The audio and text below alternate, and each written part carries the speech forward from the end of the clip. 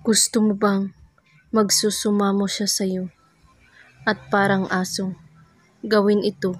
Napakasimple lamang ito at makapangyarihan. Gawin lang ito kahit anong oras at araw. Basta't buwang inyong paniniwala sa paggawa at walang ibang iniisip at pagdududa. Una, kumuha kayo ng pantali, papel, panulat. Isulat mo sa papel ang pangalan niya. At pagkatapos, hawakan mo ang papel at iisipin mo siyang mabuti kung gaano mo siya kamahal.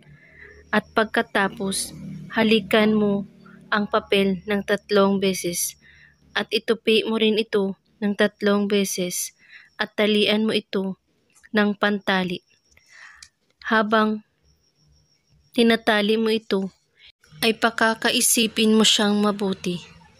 At pagkatapos, ilagay mo ito sa inyong bulsa or sa inyong bag na lagi mong dinadala. Kailangan walang makakakita sa iyo o makakaalam sa iyong ginagawa para tatalabagan. At kung may katanungan po kayo ay magko-comment lang po sa baba. Maraming salamat sa panunood. May God bless us all.